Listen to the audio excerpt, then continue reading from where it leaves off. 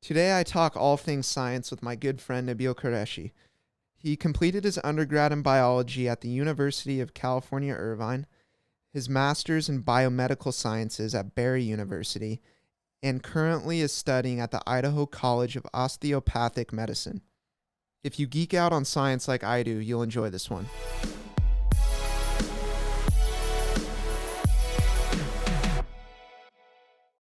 All right, brother. Thanks for being here. Cheers. Cheers. Morning.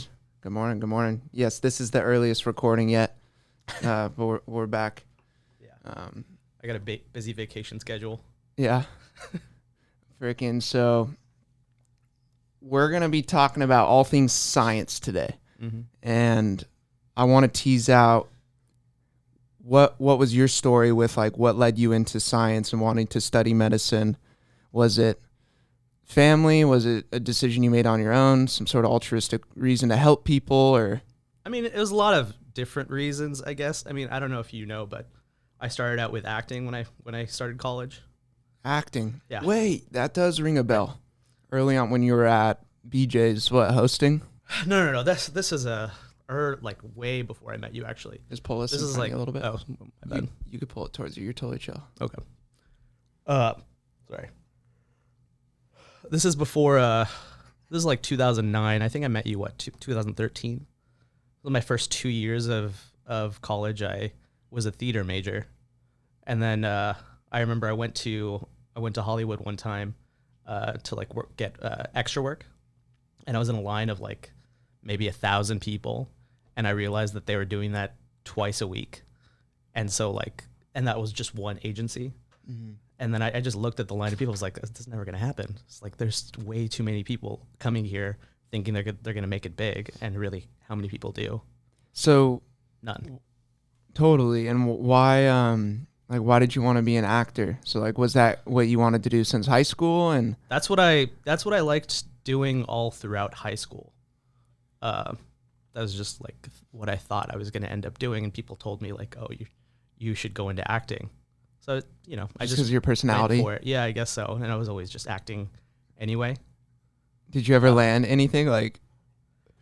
No, I had some extra work, like Yeah. background work, but I mean, I never really went for like auditioning for anything. I never really pursued it, other than taking acting classes and stuff like that. But, Got it. But So, then, I always also wanted to do something in the sciences. I always liked that through high school. So originally, I guess it was there's like a multitude of reasons why I wanted to go into medicine, but originally it's just because I just love science. So you've and always doing loved research. science, Yeah. but you wanted to be an actor. And then what? Because that's like kind of a crazy switch. I feel like you don't hear yeah. that often is Yeah. acting to science, but you had a Right. love for both of them. And yeah, You saw I saw potential in one and, not so much in the other. that little dream, that But young yeah, dream. I mean, there's a multitude of reasons I went into it. Like, of course, like there's the altruistic factor. I used to volunteer in a hospital, and I just like helping people and helping patients, and I was good at it. And there's the science aspect that's attached to it. So, combining those two.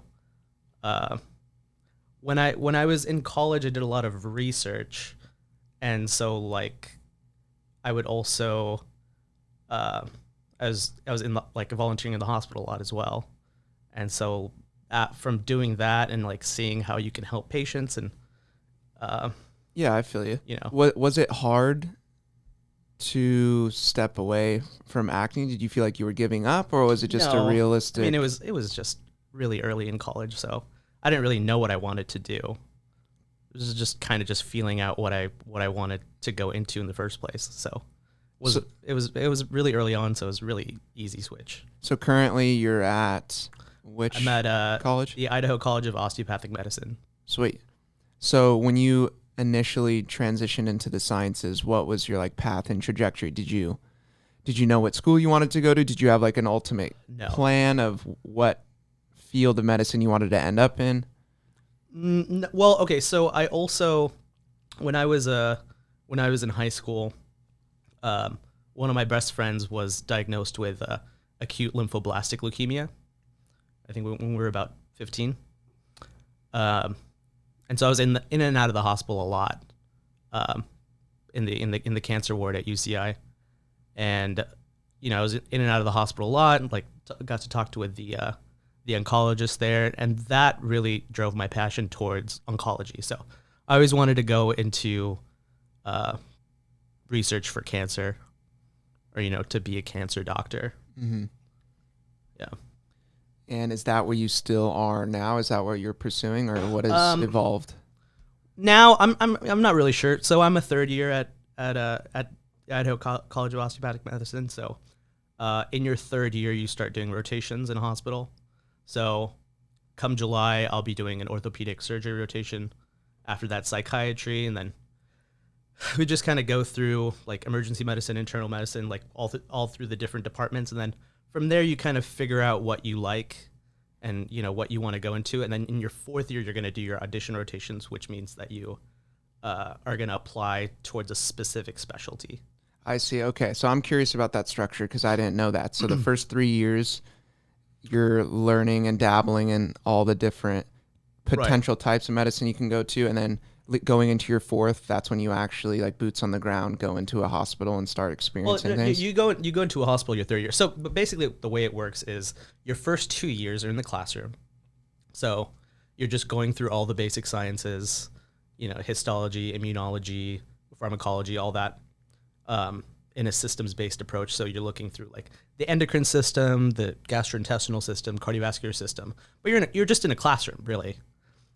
Your third and fourth years is when you're going to end up in the hospital. So for my third year, I'm heading to Idaho Falls in eastern Idaho, and I'm going to work at the Eastern Idaho Regional Medical Center there. And then in your fourth year is when you have the opportunity to move away from that site, that original training site, and you kind of apply broadly to wherever you want to end up, hopefully getting a residency. They call it an audition rotation. I see. So then does that residency happen right around the same time as your 8th year when you're going to actually become a doctor? Your residency begins as soon as you graduate.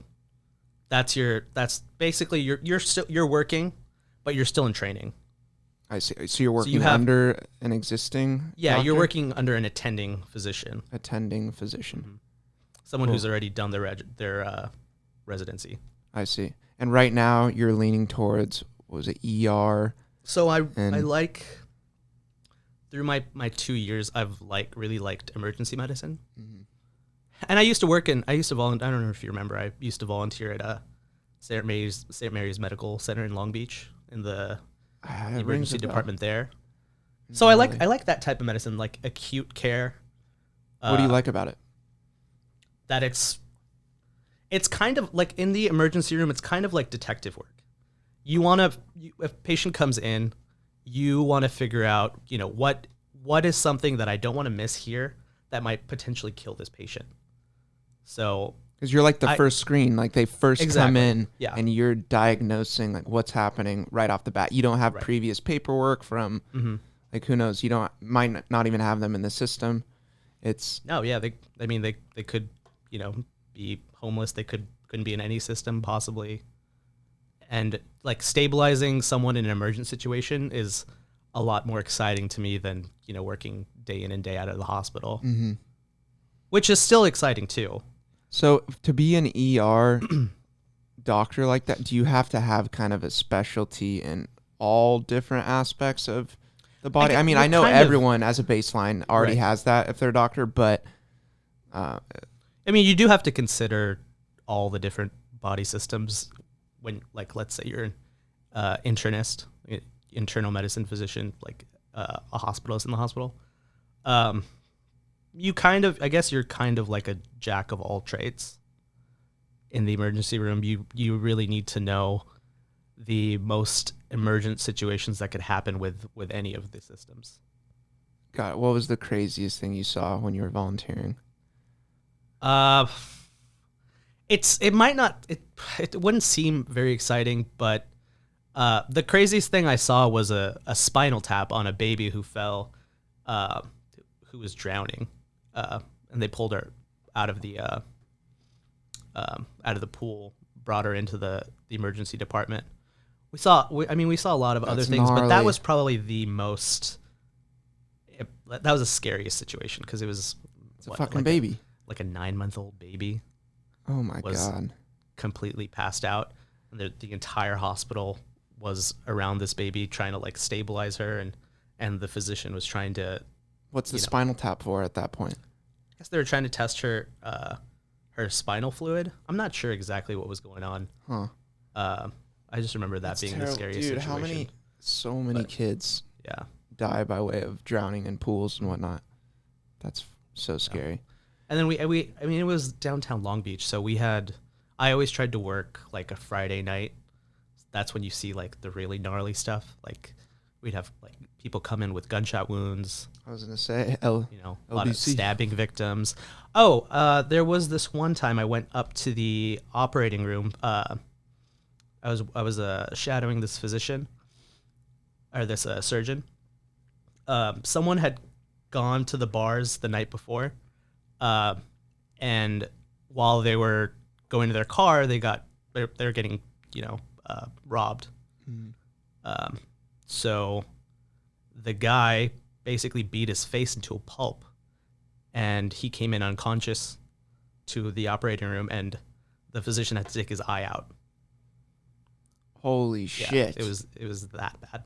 You like made a motion with your finger, like as you taking the eye out. Hey, that's basically No, what happened. yeah, He so- just like scooped it out. Is there like a tool, like a spoon? Yeah, I guess. Oh my! So you just made the assessment. This eye's done. We Yeah, gotta get it basically. out of there. Can you imagine that? Like you're just walking to your car after a night out, Jesus Christ! and then you just wake up without your eye in the hospital. couldn't you have robbed him That's all. and not gone Sure. to that I don't extent? know. Probably on some. I don't know what the PCP situation or some was, but shit. yeah, who knows? God, that's terrible. So the reason why I want to tease that out is just because I'm fascinated by people that are on the front lines that see the craziest of shit.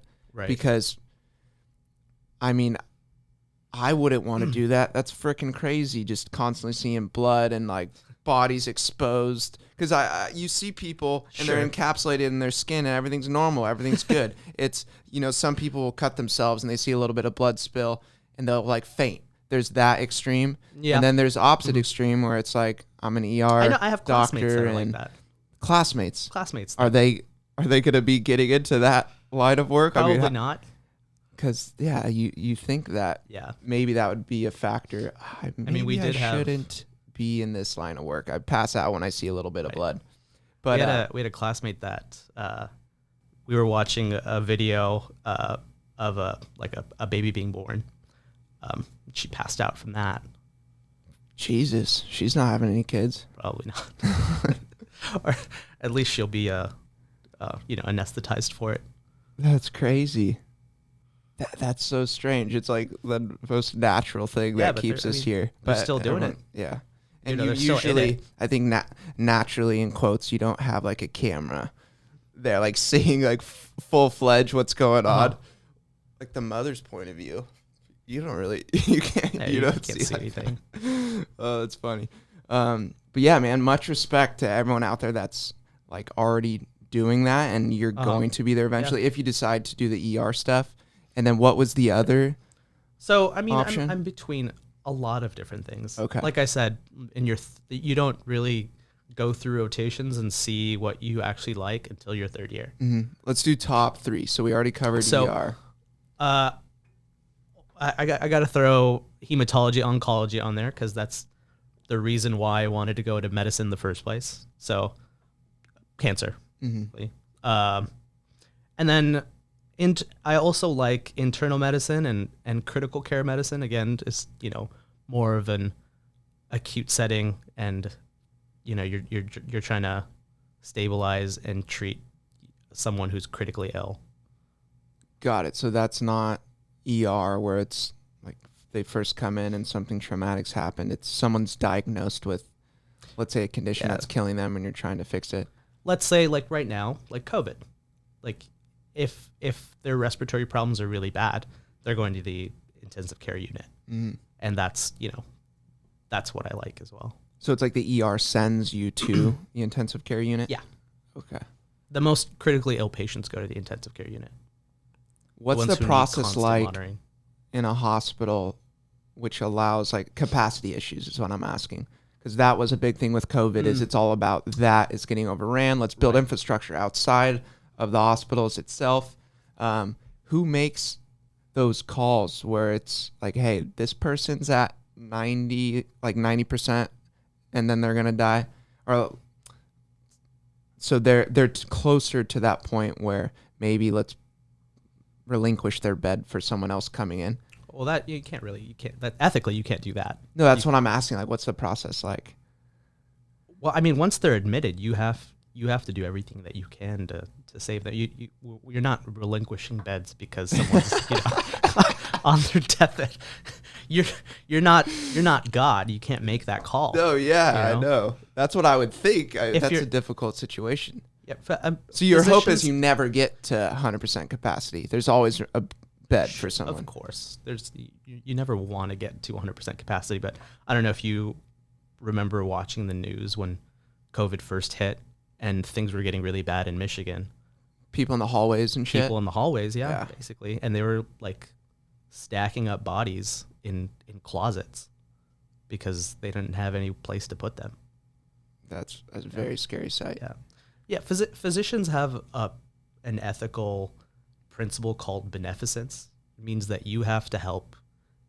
If you have a patient under your care, you need to do everything that you possibly can to help that patient. Mm-hmm.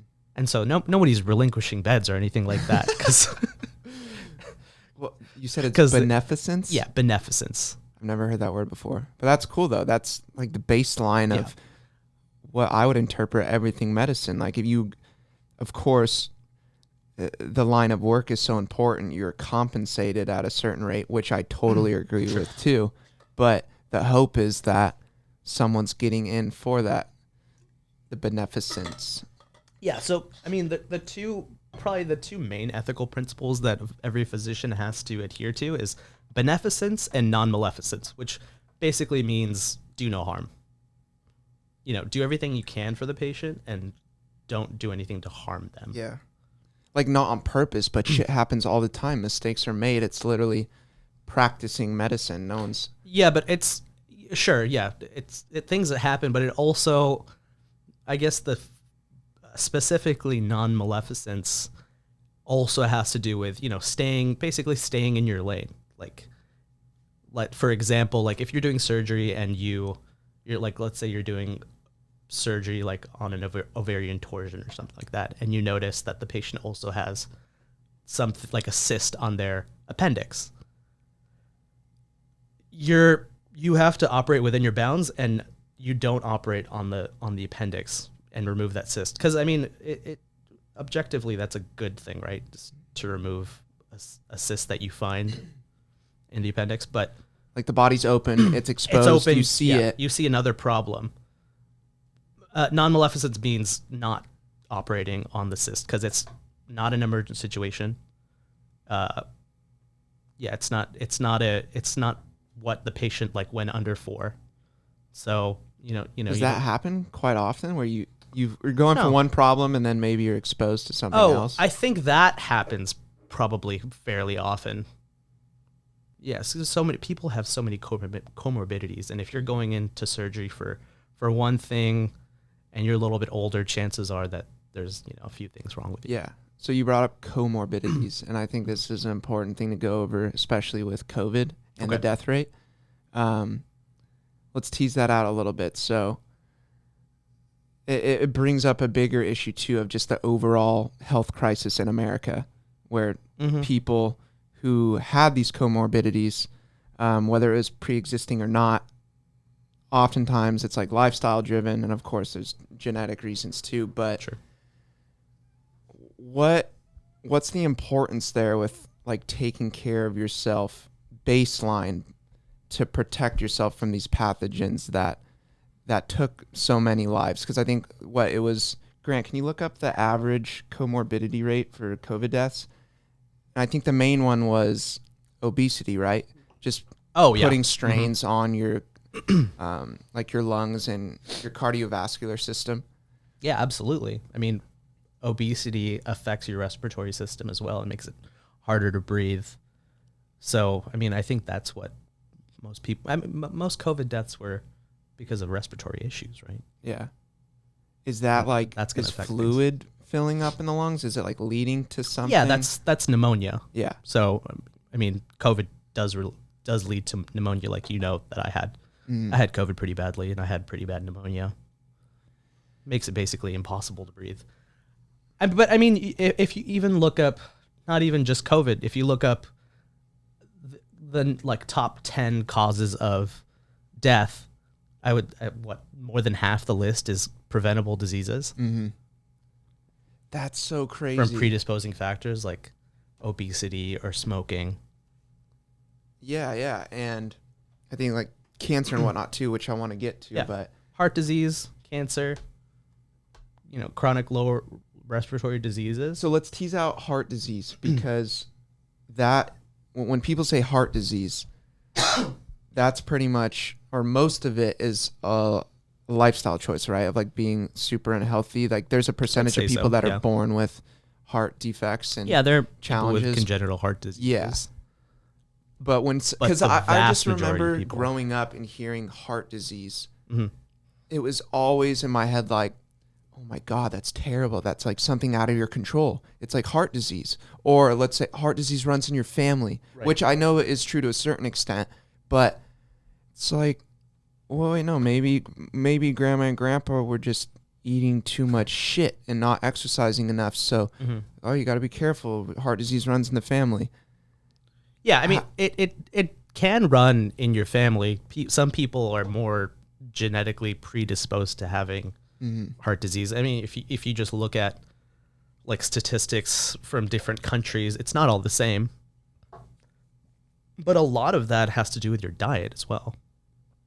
So diet, exercise. Yeah. I mean, so like different countries have different rates for mortality for cardiovascular disease, but different countries also have different cultures and different diets. And if you look at those countries, usually those countries have pretty poor diets. They're famous for having poor diets. Like in the US, number one cause is heart disease. And we have an obesity epidemic here too. We do. And it's kind of built into part of our capitalistic system, which I'm all for like free trade and free choices and do what you want, but like all the fast food joints that have been built over decades and placing them in areas that are for lower economic people who don't have the ability or the knowledge to prepare like healthy foods, and then you go down this rabbit hole, and that's what the number one leading cause of death in the US, heart disease.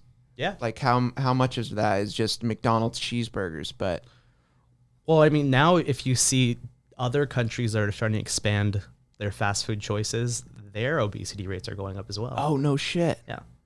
Like what, Japan, China, right? We're going into... I believe saw some documentary. I think it might have been Japan. Yeah, Japan and China. Grant, can you look up obesity rates increasing in some foreign countries due to like fast food? And just here, you can grab this a little bit and just kind of turn it. Yeah, exactly. That's perfect. But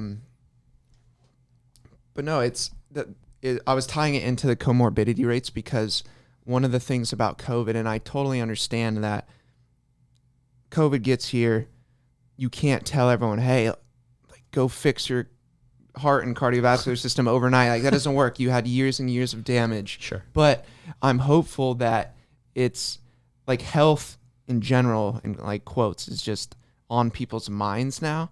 And you had some people that put on the COVID-20 or whatever, but then you also had a lot of people that are like, oh, the COVID-20. The COVID, like 20 pounds, like people, people put on quarantine weight. Oh yeah. But I know. It seems like health, amongst all the problems and challenges in our country right now, people are talking about it, Yeah, as they should. People are talking about it. Your health should come first.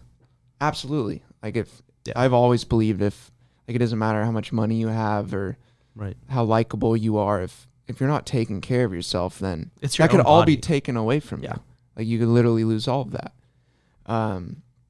So I just always like to emphasize the importance of just taking care of yourself to give yourself the best shot of something like. Yeah, if you're in poor health, nothing else in your life is going to work out for you. Mm-hmm. So I want to bring that into the third option you were saying is like cancer research and preventing cancer, because this is a topic that's always fascinated me too. Is I want to like help me understand why cancer hasn't been resolved yet, like treatments for it, because is it like I understand how pathogens mutate and you get new viruses and whatnot. Is that like similar mechanisms to where you're always because like all the money and for it to be such a catastrophic problem that goes into like cancer research, how is it like how have we not had a better solution yet or fix? Well, because the issue is that cancer isn't just one thing. It's a very broad overarching term that just means basically your body itself has stopped, it's mutated in some way that you're going to start your cells are going to start overgrowing, and there's just so many different types of cancer. There's lung cancer, there's testicular cancer, ovarian cancer, stomach cancer. They all happen because of different genes. So really there's two ways that a tumor can start overgrowing. Is either you have these genes called tumor suppressor genes, which makes sure that your cells don't start growing, out of control. When those genes get mutated, that's when you start developing a tumor. Got it. So in the world of science, like in our bodies, are there, like you just said, there's more common cancers and then there's less common cancers. And so let's say testicular cancer, is there a subset of genes or like testicular cancers under that umbrella, or is that like one cancer? No, there's a lot of different types. For testicular cancer is also another broad term. You could have germ cell tumors, you could have yolk sac tumors, you could have seminoma, which is a more benign cancer, but there's thousands of different types of cancers that can develop, and any different type of cell that you have can develop a certain type of cancer. Like, let's say you can develop melanoma, which is cancer of your melanocytes, which is skin cancer, or there's different types of breast cancer. I'm sure you've heard of the BRCA1 gene. No. Well, it's one of the most common types of cancers. There's also HER2 gene breast cancer. So is a finite number though? It's not infinite number of like different cells that can mutate in the body. Whatever. I mean, any cell that you have in the body can mutate. Yeah, and there's different types of cells, right? For different like parts. Right. So what I'm trying to get to is just like how we're all about measuring like mechanisms in the mutation and identifying like the gene sequence, right, that might lead to a specific cancer. If that's a finite number, how have we not been able to identify, let's say, the 5 or 10 most common cancers that kill people? And then we have. So then is it all just about treating it? You can't like necessarily reverse those mutated cells from like splitting and... No, I mean, as soon as those cells have mutated, you need to get rid of them. But we have identified the most common types of cancers and what types of genes are mutated. But then there's the other problem of when do you find the cancer? Is it too late? Has it metastasized? If a cancer is metastasized to the rest of the body, then it's a lot harder to treat at that point.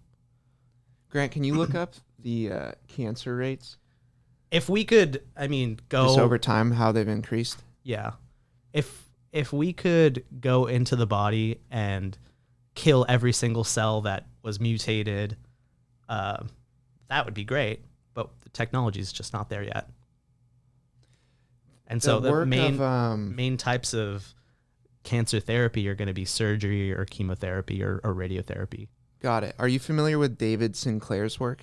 No. I think he's a... We'll look him up after, but real quick. So overall, there was an increase in cancer incidence of almost 30% between 1973 and 2015. Holy shit. Colorectal, thyroid, testicular cancers. Along with melanoma, non-Hodgkin lymphoma, are most responsible for this increase in cancers among adolescents and young adults. So 30% from 73 to 15. That's fucking a lot, dude. It's a lot. I'm curious what, how old people are living now versus 1973, though. Oh, that's a good point. The older you get, the more likely you are to get cancer. Mm-hmm.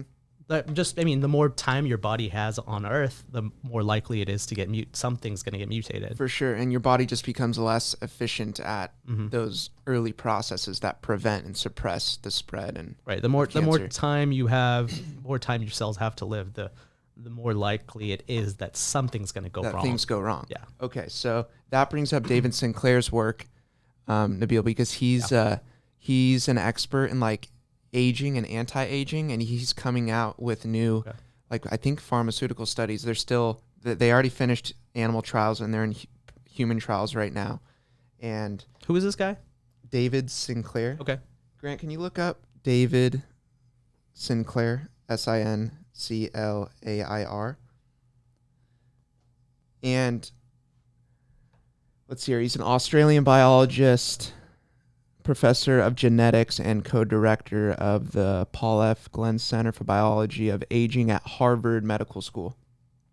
I've heard of that. So he's going over like the different mechanisms of God, I'm definitely going to mess some of this up, but just measuring like within the cell, I think specifically in like mitochondria and ATP production, where not only has he been able to figure out how to slow aging, but literally reverse it based off different compounds. I think he's developing a clinical drug right now to where it replicates, let's say they were doing test subjects with like obese people or even people with diabetes that took the drug, and they were showing effects like if they were someone who was working out consistently and like eating healthy. So he's developing like these anti-aging drugs that make the mitochondria like work better, produce more of them, and just keeping your like, because he wants to change the philosophy of like aging, like our numbers, like going around the sun. Yeah. Because that's how we measure how old we are. Sure. He's trying to develop a clock that like timestamps us biological clock based off of measuring our like cellular data. Okay. So he's like, I was exposed to him on the Joe Rogan podcast, and he's like, oh, Joe, you're 50 years old, let's say, but I can measure your cells, and really with your lifestyle choices, you are operating at like a 38, 39-year-old. Okay. How old is he? I think he's like 53, 54. Oh, okay. But anyhow, he's like cutting edge on the aging processes and trying to hone in on it. Yeah, I haven't seen his stuff. I guess I'll look into it. You said that he's working on mitochondria for anti-aging. So he's God, what was it? He's trying to produce these different compounds, these different drugs that spark in your like cellular system, like increases of energy and like mitochondria production, ATP and whatnot. Okay. But I haven't. His research is from 2004. Okay. I'll have to look into it. Yeah. So back into cancer. So we've identified the main ones, and there's just no. Cancer is really just cells that have beaten the aging process, and that just start living forever. Does that start in the DNA sequencing going wrong? Yeah, for sure. I mean, most cancer is just due to mutations in So normally your cells have a cycle, and at the end of that cycle, they die. Cancer cells are cells that have beaten that process, and so as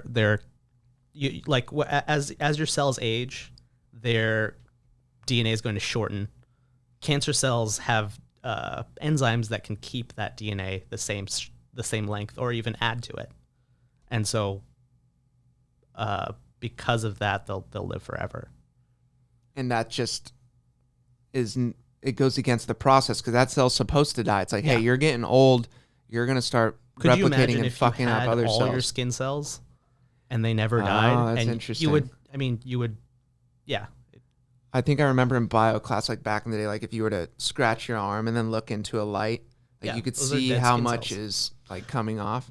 If they were all to stay, you would just be this sag of. Well, all your skin cells on the outside are dead. Mm-hmm. So imagine if they never died and sloughed off. You would just be constantly dividing cells and adding to your body. So when that happens internally too, that's a big problem. Like let's say you can't see it. Right. Are most cancers tumor-like, or is it cancer? Cancer is literally tumor. Tumor Is a cancer. Yeah. Okay. And some of them are benign, and then some of them aren't. Yeah, some of them are. What's happening in a benign tumor rather than a? Usually, a benign tumor is encapsulated. There's a few criteria that go into metastasis, but a metastasized tumor has its own blood supply. It starts invading other tissues. Got it. So a metastatic tumor will start invading other parts of your body. What a trip. So in solving these different cancers, like right now there's just no way to do it. It's just treating them. It's suppressing. Well, it's treating and identifying individual cancers and then finding treatment regimens for specific cancers. Mm-hmm. There's not really like one like all-encompassing drug that can solve every single type of cancer. Sense. There's a lot of different drugs that treat a lot of different types of cancers, but there's no like one overarching like mechanism of action for drugs to treat all different types of cancers because they're also different. So the conspiracy theories that call out, oh, they're not solving the problem because then you completely close out this massive industry of treating the problem. Do you think there's any weight to that? No, not at all. Not at all. Because it ties back into the reason why people get into medicine, what was the word you said? Oh, beneficence? Yeah, that would go against everything beneficent if you're literally like behind the scenes, let's keep cancer alive because... Well, I won't pretend to say that everyone follows those principles. Of course, there's people that are into it for the money, but... So isn't that a problem? It doesn't that kind of... Yeah, but to say the entire industry is... No, not the entire... Okay, so not the entire industry, but let's say there's people breaking massive ground on certain areas, like why they can come to market and help solve lots of branches in the cancer industry. Are they... Like, how is it not that there's been one or two or just a couple people that are trying to solve the issue and they actually solve like a specific type of cancer? Yeah, we have people come up with very treatment regimens that have made certain cancers very treatable. Really? Yeah. I mean, if you look at the expansion of pharmaceuticals and medical research in the last 100 years, like a lot of these problems would never be solved. That's true. And it ties into the 30% increase. So you have grounds being made in the sciences and cancer treatment, which is great. Like cancers are becoming more treatable. People are getting older, therefore cancer rate might be going up. That's a really interesting fact that we would have to like study that a little bit more to see out of that 30%, how much is due to just the increase in age. Yeah, I think a significant portion of it is due to us just living longer in the first place. So David like Sinclair people say that, like, and like some of the future like cutting edge scientists, I forget the name of this other one. He's like a future science technologist type guy, but he thinks eventually humans are going to be able to like live forever. It's possible. Yeah. Because David Sinclair specifically, he thinks that aging is a curable disease. Yeah, I agree.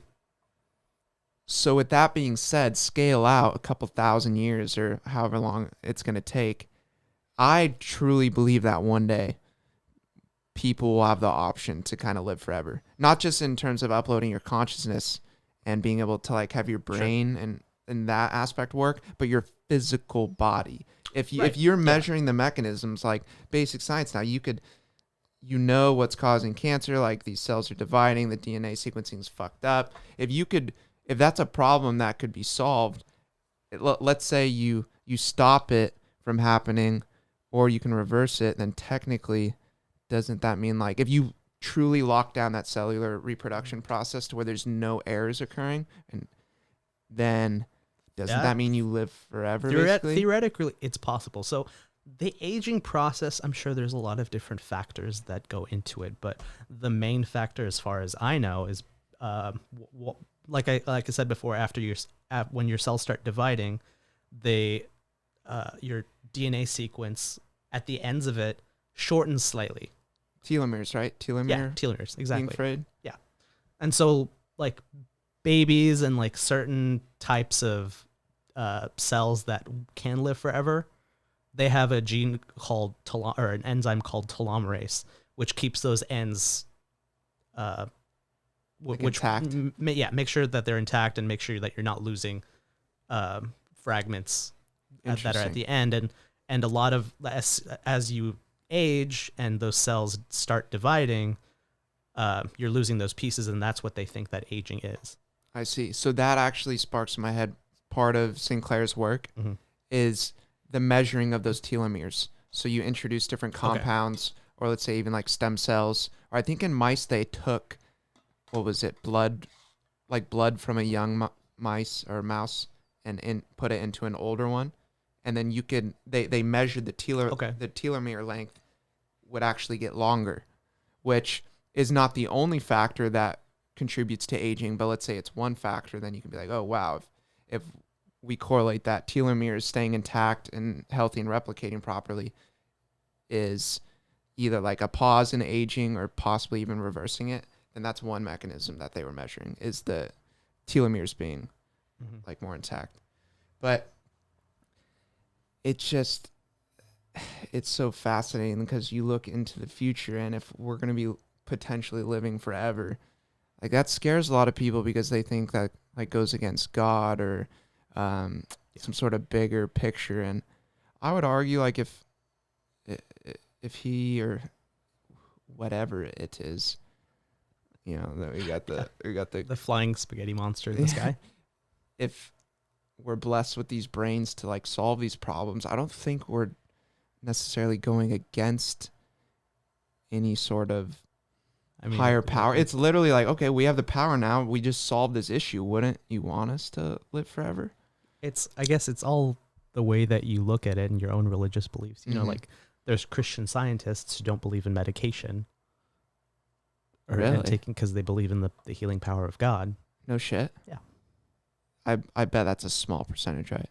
Or I don't know how many Christian scientists there are. It's a sect of religion. I think there's a lot of religious scientists and like scholars and whatnot, but they still believe in medicine and the treatment. It's a specific denomination. They're called Christian scientists. Interesting. Yeah. Kind of like pray for your cancer to heal, but don't do any like thing about it in terms of like mechanism physically and stuff. Yeah, I mean, so many people have different religious beliefs, and you always have to tie that into your practice as well, because, like I said, you have to respect people's autonomy and how they feel about certain type of treatments, like Jehovah's Witnesses. They don't believe in blood transfusions. You have to respect that, unless there's other ethical principles that come into like making sure that someone's not going to die. That's gnarly. Wait, so what about that? So in the ER, if someone's a Jehovah's Witness and they need a blood transfusion, when you apply the principle of like you have to help a patient. What was that term? Like Beneficence. Yeah. Or the other one I was thinking of. Non-maleficence. Yeah, not so. If you want to help save this person, like they need a blood transfusion. But yeah, how does that work? Do you know? In the hospitals? I mean, there's not one answer, but I'll give you like a scenario. Like, and let's say there's no family in the room to speak for them, so it's literally just them. Well, I guess how would they know they're Jehovah's Witness? But right. Well, yeah, like if you didn't know, then you're obviously going to treat them. You're not going to think about that. But I'll give you a scenario because this is a test question that I had before. You're in the hospital. You need to do surgery on a patient. They haven't said anything. They haven't given you any type of consent because they've been unconscious the whole time. Their parents come in and say that they're Jehovah's Witness and that they're not allowed to do blood transfusions. You're in surgery and a situation arises where you need to give them a blood transfusion. What would you do? You have to give them a blood transfusion because they haven't consented to not getting the blood transfusion. So you don't know what's going on. Okay. When in an emergent situation like that, your principle is to do everything that you can to save the patient, which means if a blood transfusion is indicated, that's what's indicated. That's what if the patient is conscious prior to surgery, says, I'm a Jehovah's Witness, by all means, do not give me a blood transfusion? Do they have to like sign something? Yeah. So they sign something that says that the hospital and the physician's not liable because I do not consent to a blood transfusion, and then you have to respect that. Is that something that's just written up custom, or is that actually part of the procedure now? Because I imagine this scenario's happened many times. That specifically is probably custom, but there are, hundreds of forms that you have to sign before you go into surgery. That's gnarly. And before you go into if it's something elective or something like planned, then you're going to discuss that with your physician every single step of the way. Dude, the power of thought there to like literally, we have an answer here. Like this is, you need a blood transfusion or you're going to die. But the way you operate, the way you think overrides that. And you're like, no, I'm good. This is. Yeah. I mean, people have their own beliefs. You just have to respect that. Yeah, that's true. Who am I to say that I know what's best for you more than you know? Mm-hmm. Well, I mean, doctors by definition are supposed to. Sure, my medical knowledge is there, but I'm not trying to convince you. If you think that you know what's best for you, then I'm going to respect that you think that you know what's best. Got it. Like the end all be all. It's not like I have the right to override. Right. What At your the end of the day, final choice it's is. you. Mm-hmm. I don't have ownership over what you can do with your own body. Mm-hmm. That's all you. I can give you my best advice and tell you what I think. But at the end of the day, it's your decision. That's how it should be too. Right. That's important.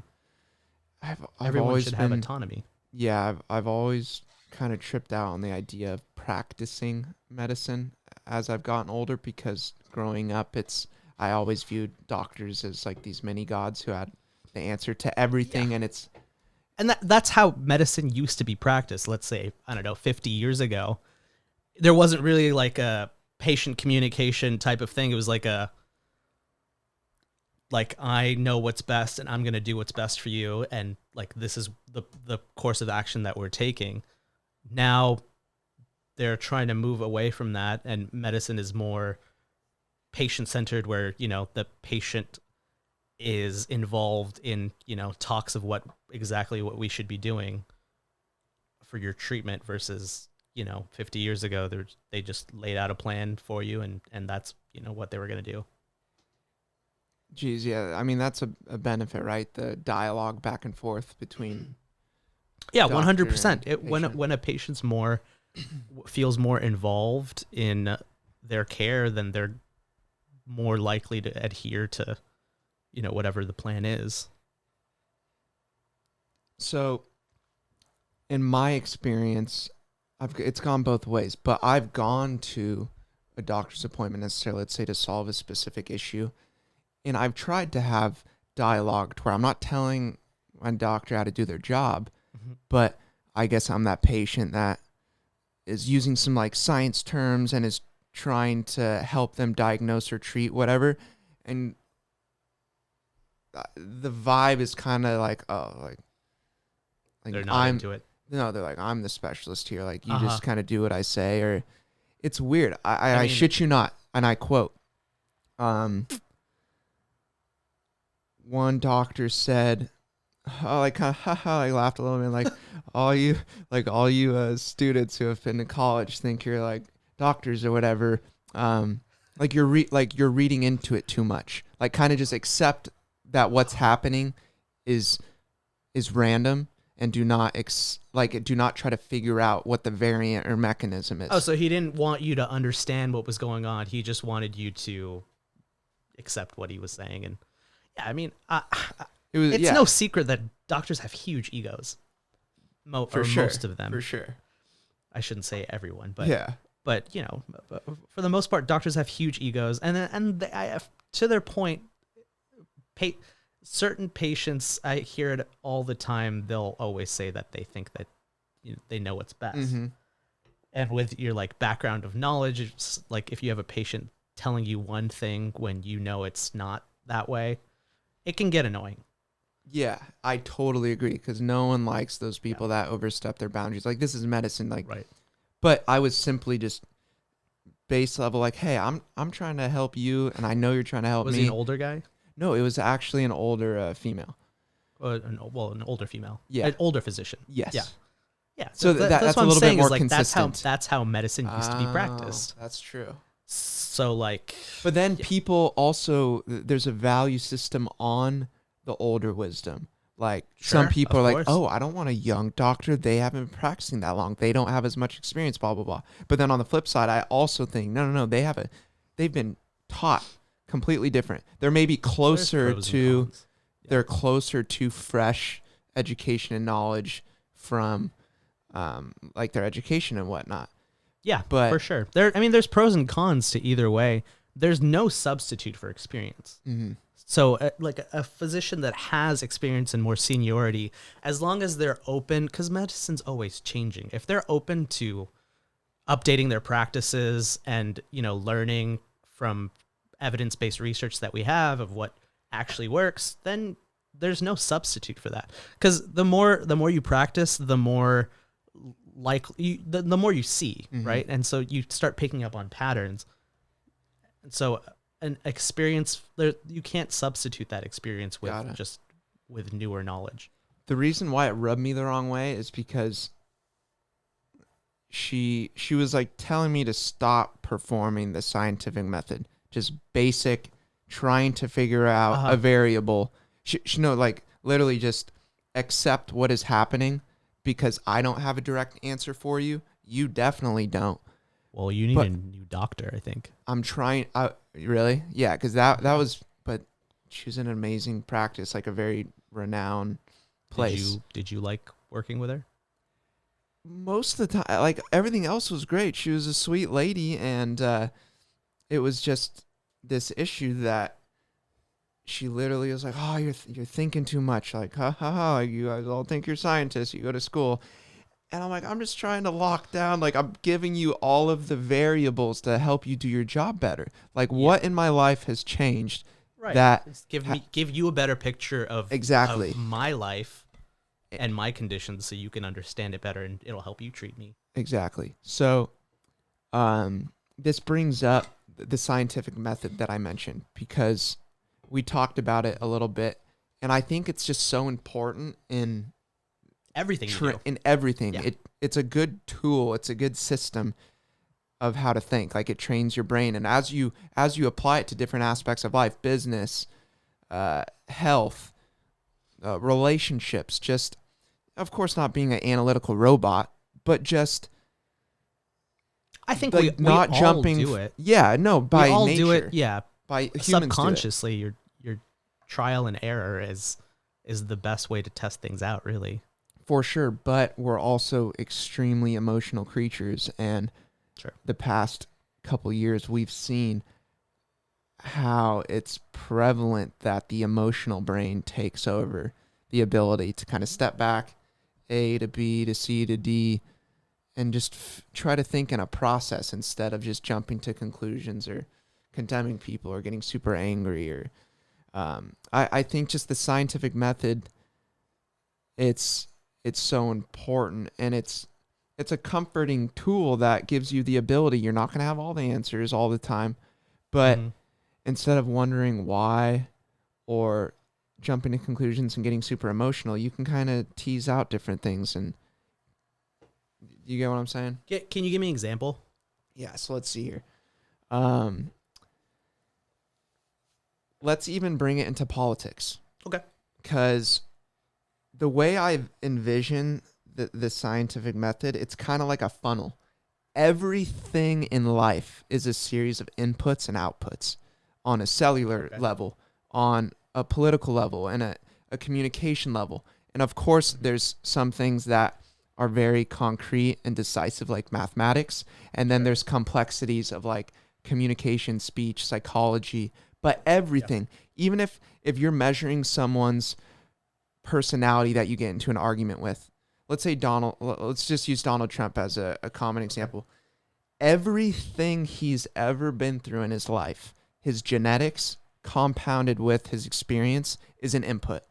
Sure. That leads to a plethora of outputs at any given moment based on how you're reacting to a situation or a question. You get what I'm saying? So if the scientific to bring it back into that, it's like I'm not so quick to judge people of your own experiences. Yeah, I'm not so quick to judge people because people are wrong, and I think there's certain truths that are better than other truths. Like there's right and wrong, but there's true. What do you mean? So because someone speaking their truth, let's say at any given moment, like let's say that that's truly what they believe in, but it turns out to be wrong. Belief and truth are different. That's true, but I think maybe belief turns into truth sometimes, and then sometimes it's negated and it's not a fact. Well, then it was never truth to begin with. That's true. I agree. That makes sense. So maybe truths exist outside of our heads, and then we discover them, is what you're saying? Sure. I mean, I don't pretend to know everything. So there are truths out there that I probably have a different viewpoint on. They're not actually truth.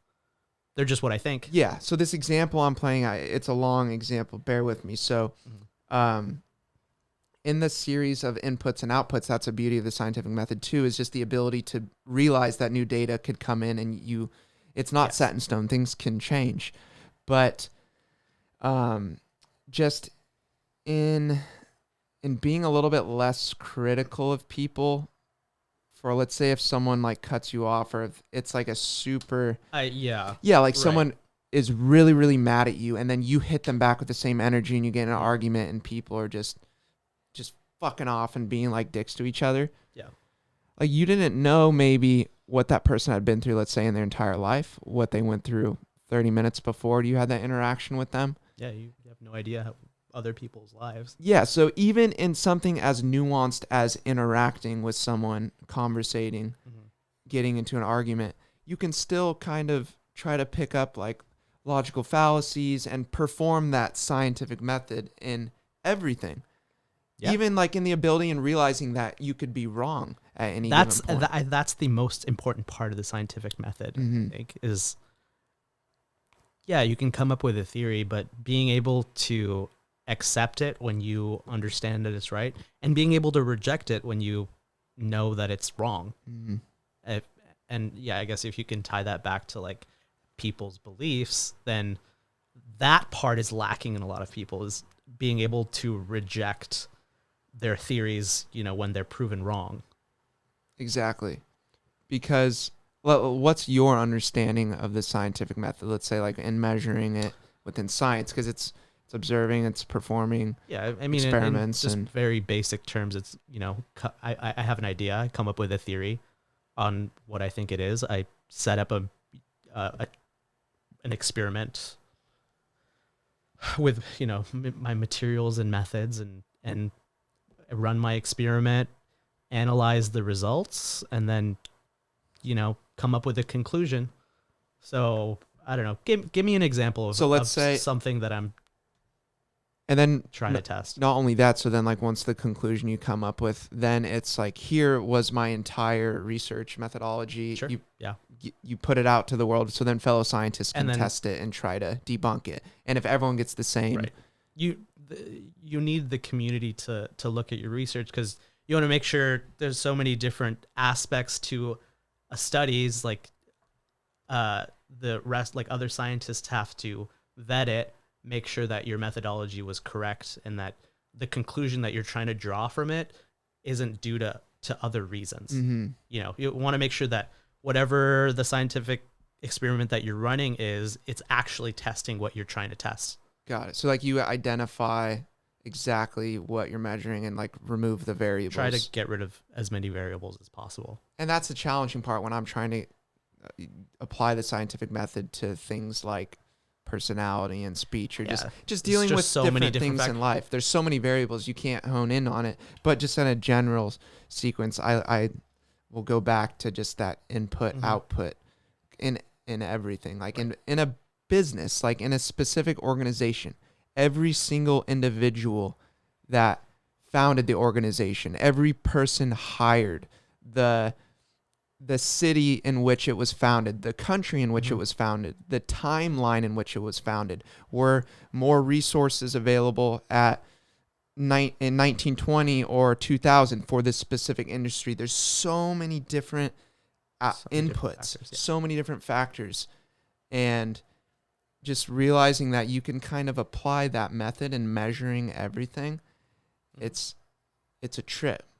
At least I think it's a trip, because I mean, when you expand it to that, there are so many variables that could happen that you don't know, like what exactly it is that, you know, causes certain result.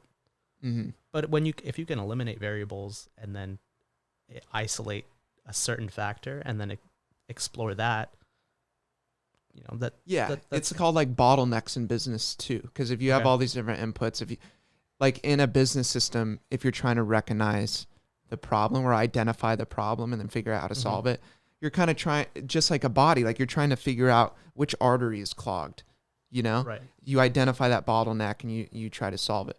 But just to tie it back into the scientific method and directly applying it to what your practice is going to be, that's like when you're running experiments, in order for it to work on like a cellular like treatment level, it has to be like, you have to identify that single like thing you're measuring, the variant. It can't be this complex of inputs, even though that might be the reality. In order to have like a sound experiment, like you have to get things very narrowed down, right? In a lab that might be possible, but in real life that can never happen, right?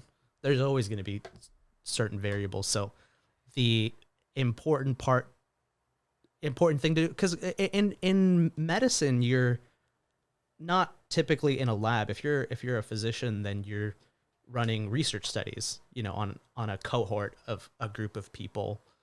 The best thing to do is to multiply that data as much as you possibly can, and you know, and build a lot of data. So you're running your experiment over and over and over and over and over, and you keep getting the same result, then you can say that something actually has happened. Got it. And most of this cutting edge research and data is driven by universities, right? Like within those labs?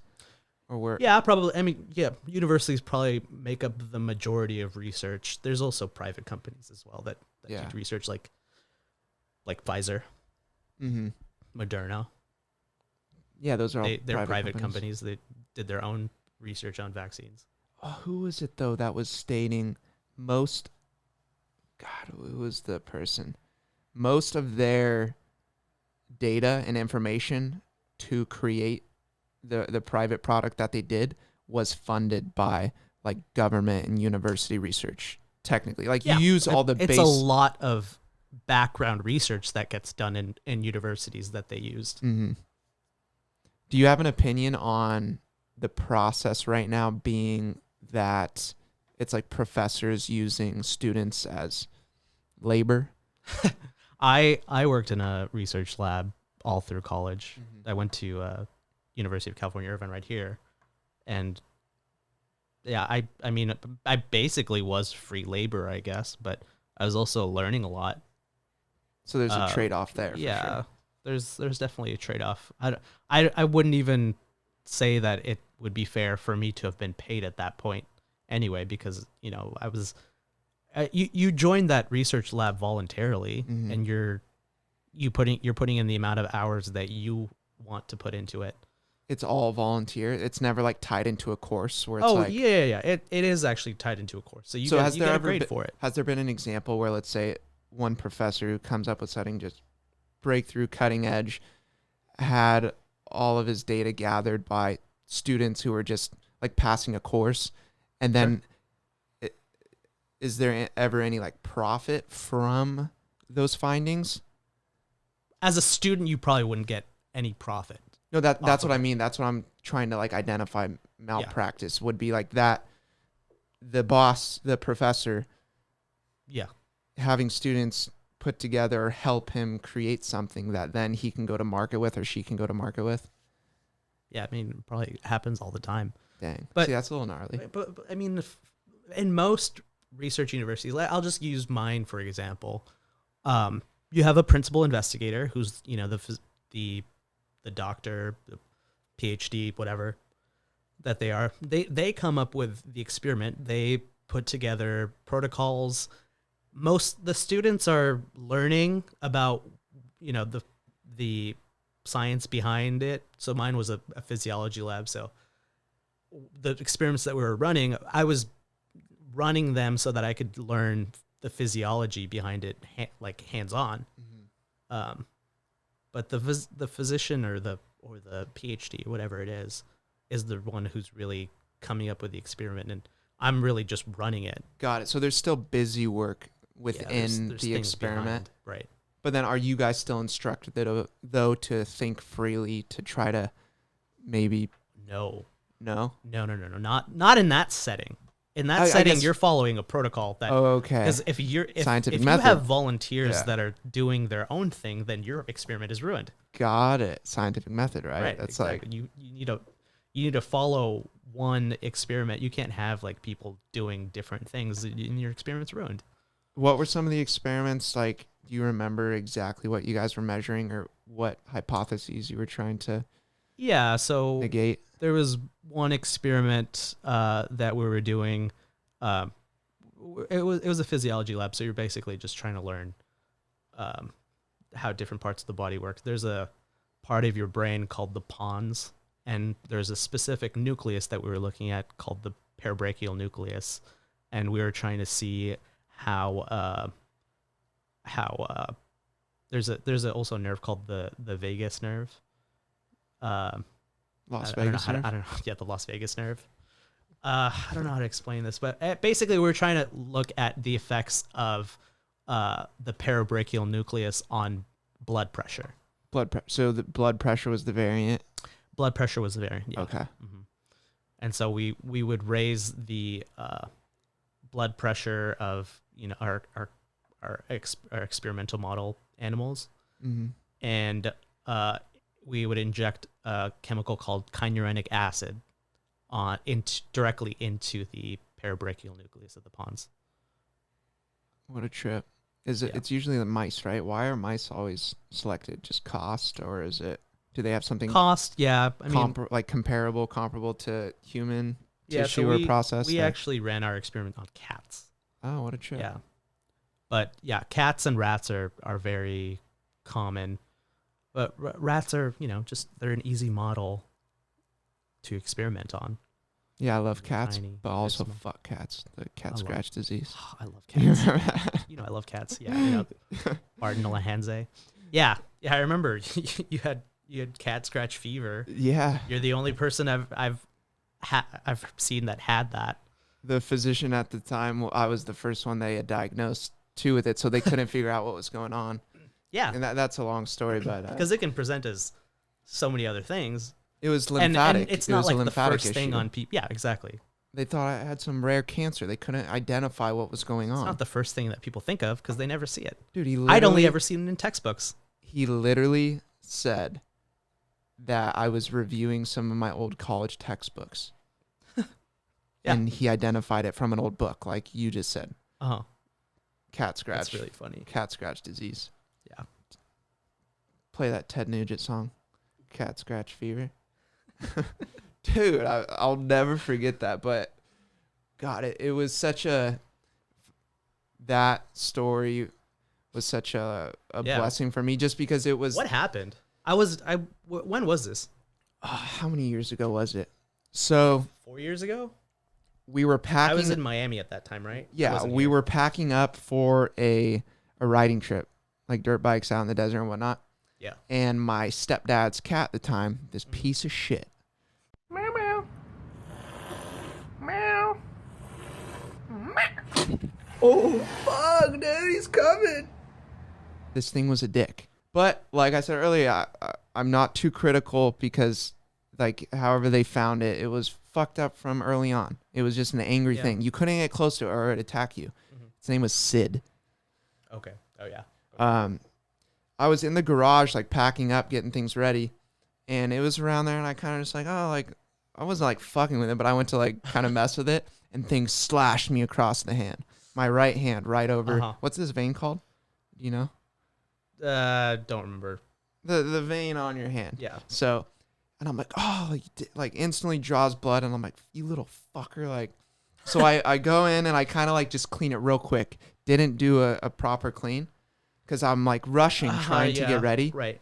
And I think I put on like a dirt bike glove because I was lifting like wood and whatnot. Trapped it in there. So this thing is not clean. So I remember for a couple months later, I think I still have like a little scar from it.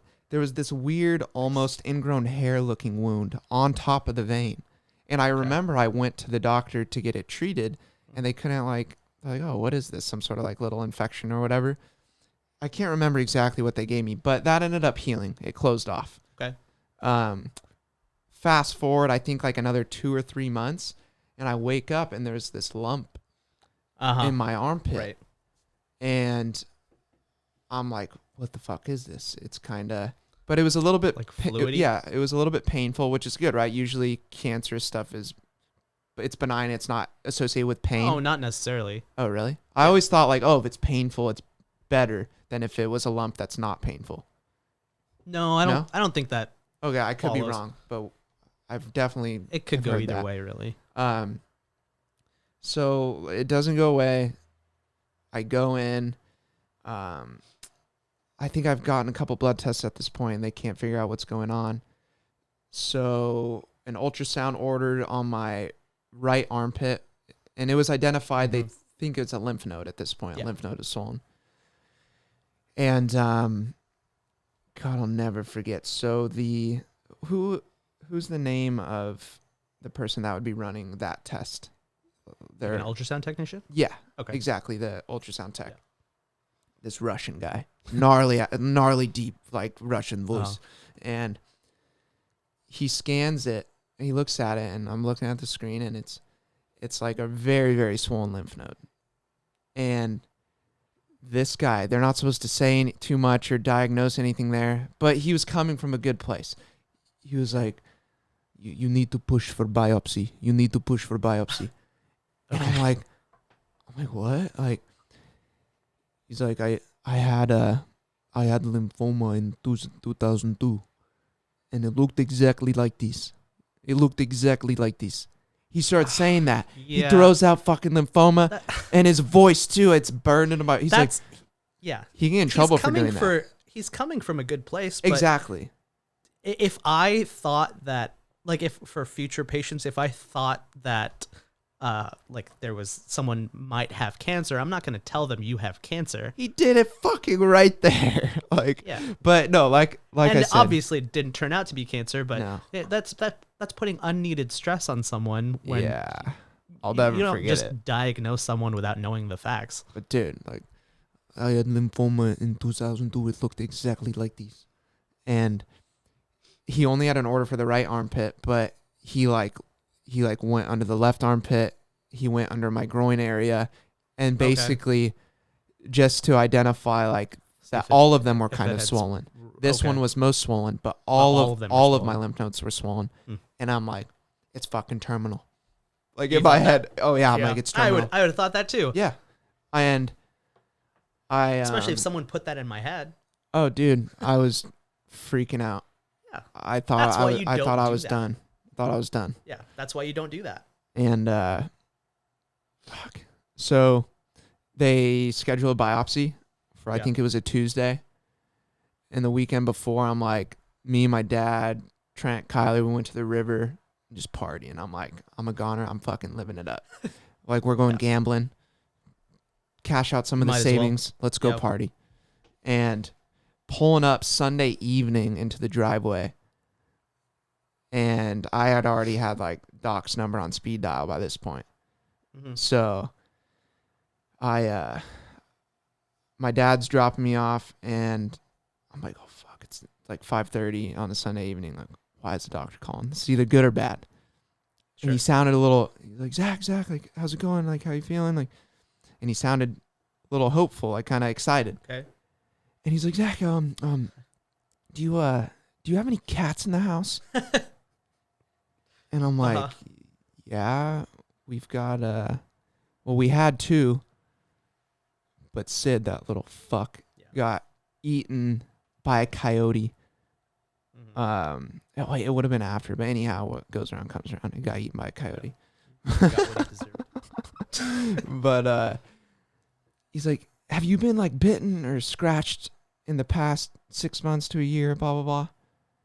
And I'm thinking back, and I'm, God, you know what? Yeah. You know, I was scratched across the hand pretty bad around 7 months ago. And he's like, Zach, like I think I identified what's going on. And he threw out the fancy term for it. Bartonella. I don't even know. Like he said like the scientific term of what cat scratch disease is called, or cat scratch fever. It's called Bartonella Hansley. Or I'm probably pronouncing that wrong, but he's like, that's the organism. He's like, you've got like cat scratch disease, I think is what he said after. And I'm like, no way. And he's like, yeah, you just some antibiotics and you're fine. Yeah. And I'm like, are you kidding me? I lost so much money on blackjack. I could have just no, I'm just kidding. That wasn't my first thought. I was so relieved. You have liver's remorse. Yeah. I was so just grateful and relieved that he was able to identify this. And he literally said, I was reviewing some old like textbook material, and it was his first time. He was a younger doctor. Hence, like you said, the experience sometimes can be most beneficial. This was his first time diagnosing it. I think, Grant, can you look up how many cat scratch cases are diagnosed? Rare. I think it's very small. It's kind of rare. But anywho, the antibiotics and the antibodies, I think, are in or whatever. But cat scratch across the hand led to that lymphatic system issue that, due to the scientific process in identifying a pathogen or whatever it is, an issue, it was able to be resolved before going under the knife, which was good. Because, they had measured my blood count, and there was nothing wrong with my T cells, or what would it be? T cells, white blood cells, to measure cancer? If it was a increased level of... Your white blood cell count would probably... Yeah, and that was fine. So they couldn't figure out what was happening. Yeah. It's pretty rare. Is that rare? That's very rare. The incidence of patients discharged from hospitals with the diagnosis of cat scratch disease between 0.77, 0.86 per 100. Usually kids. 55% of cases. Yeah, because kids mess with the animal like I did. Bringing that back to the way that medicine used to be practiced versus now. Mm-hmm. If you're listening to your patients, the most important thing that you can do for a diagnosis is getting a patient's history. And so just listening to what your patient has to say. Closer. Oh, yeah. Sorry. Listening to what your patient has to say is going to be the best way for you to figure out a diagnosis for them. If he hadn't asked you whether you have cats in your house or not, and he just started doing a biopsy on you, then we never would have figured it out. Mm. Under the knife for no reason. Yeah. And he just asked you a couple questions. God, it's great. Maybe if it would have been like an older doctor, would have just ordered the biopsy maybe right away instead of... Yeah, if they had never seen it before and that wasn't on their mind, that, then yeah, the experiential part of that, isn't that incredible that now he has that one case which he takes with him, a different input into his brain, into how his processes are, to hopefully diagnose future cat scratch patients. Now he has experience. Yeah. Is he ever going to diagnose it again? Who fucking Probably knows? not. You think so? Very unlikely. God damn it, Sid. I mean, if it's that fucking cat, dude. I guess if he sees, 200,000 people, then it'll happen maybe twice. Grant, I'm going to send you like the gnarliest video content I have of Sid just for reference, so you can like put it up there, because dude, I have some this thing would just straight up attack you. You remember a little Black Panther? He attacked me too. It was a she, yeah, but that whatever. That little literally a little Black Panther. Yeah. But it also brings up how malleable human, like we got this soft little skin, We've got our brains, and that's what we've got, the ability to create weapons and fuck things up in different ways. But in terms of a little house cat being able to just open you wide open, we're malleable, dude. We're just, of course, we're just bags of meat. This organ's weak as fuck, right? Yeah, but bless our brains. We've got our brains. Yeah, we're just bags of meat that can think. Bags of meat that can think. Yeah. So let's wrap it up. That's a cool spot to. We're bags of meat that can think. Yeah. Anything you want to say to the peeps? Anything that you're like super excited about in the science frontier? Anything that you think is going to change the future? Like off the bat right now, like any scientific methods or research that you think are going to be groundbreaking? I mean, I haven't really explored any of that, but like we were talking about last night with CRISPR, and I think you know a little bit more about that than I do. Mm-hmm. But being able to edit genes and cut out certain different types of mutations once you've sequenced someone's genome and identified what certain genes that might predispose them to certain diseases, being able to edit that, cut those genes out and replace them with normal functional genes, I think is pretty exciting. Yeah, that's amazing, right? And it brings up the idea too of people, that goes against God. Is there more moral or ethical questions that are associated with utilizing CRISPR? And I think just like anything, it's even with Elon Musk's Neuralink, it starts off in treating the most like catastrophic, traumatic things that no one would wish upon any other human, but you apply that technology to then choosing higher levels of intelligence, height, eye color, hair color, and then you start manipulating the body, and not just I want to solve like these medical issues or health issues, but then you almost just start designing your car like you went online. A designer person, exactly. Yeah. So I think that there's going to be good and bad parts of CRISPR, but yeah, there could be a total doomsday scenario where, things could go horribly wrong. Mm-hmm. And like, for example, if you're saying you can pick a person's height and eye color, whatever, you can basically create a whole designer person, then, in the wrong hands, in a government's hands, you could make super soldiers, right? Mm-hmm. Super soldiers. Fuck, dude. Theoretically. No, totally. Yeah. Like theoretically, you could do it, and I think that's when just the balancing act of regulation comes in, just to have a overseeing department or processes and procedures that prevent, if it were to get into the hands of someone that has not the best intentions, that you can kind of catch it. Yeah, I had a teacher, I don't remember who it was, but I remember his concern that he talked to us about was he said that the next leap forward for a certain country was going to be the first country that could solve gene editing and create their own, type of super soldiers, basically. Jeez. Yeah. I think it's definitely possible, but I think eventually Yeah, I don't know how soldiers possible are it going to is. be the best technology we have, like robotic type stuff, instead of it. I mean, maybe you'll have Terminators. yeah, exactly. You'll have like disposable like people, like in terms of those super soldiers. Like that's just, oh, we're gonna just, they're almost like cattle. Like we're gonna engineer them just to be these super soldiers. But I think more likely than not, it'll be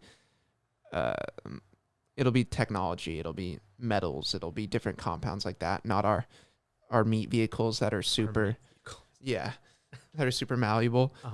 But no, that's definitely, I would say, it's going to be groundbreaking in our lifetime. I think CRISPR, the future of that in medicine, especially in just treating these terrible diseases and gene sequencing, that if you can identify and you have the mechanism to solve it, that now that you have that data, that you have the ability to solve these issues, and then you're able to see in the real world what you're able to measure, how much pain people go through and distress, and is it worse at that point to not step in and solve it, to not make it affordable, to, like, of course the FDA, like, you have to have proven processes before it goes out like wide for everyone to access. But I mean, if we know that technology exists and we've proven it, we're kind of, I would argue, like, we're obligated to then try to solve those issues.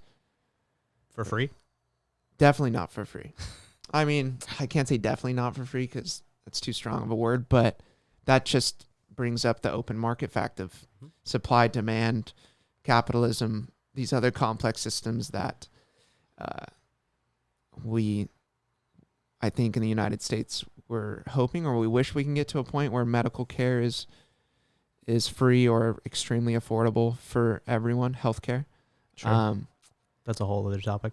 But it's a whole other topic, and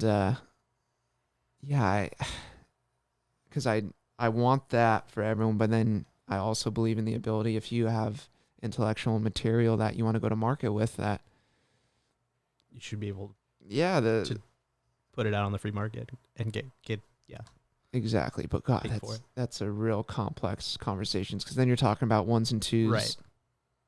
And money. It's still an exchange of value, but technically money, that, like, this is physical, real world. This person has this issue. Is there a way to fix it for them? No, they can't afford it. They have to just go over here and deal with it. That's fucking challenging. Huge problem that we have right now. Yeah. But I think we'll figure it out. I think we'll get CRISPR on our side. Yeah, I don't know too much about CRISPR. It looks like promising technology. I'm like hopeful that they'll figure something out. But I haven't looked into that at all. Well, we'll have to talk more, maybe a solely CRISPR focused episode in the future where we can just play that out. And dude, I appreciate you coming on. Yeah, Thanks for all Thanks for having me. science talk. And you know me, I geek out on this shit. I absolutely love it. Every time we get together, whether it's just over a couple beers, over dinner, even, I mean, catch us in the corner at a party or a bar. We're over there talking about science. It's like our normal conversation. Yeah, on now. Exactly. That's all this is. But with that being said, talking goes a long way. And thanks for coming on, brother. It was a good time. All right, Thanks. See you guys.